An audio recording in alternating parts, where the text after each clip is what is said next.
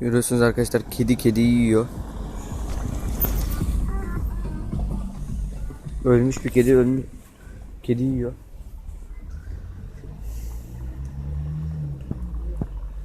Görüyorsun. Rahatını da hiç bozmuyor.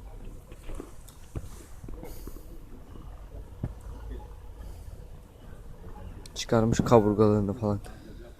Yiyor.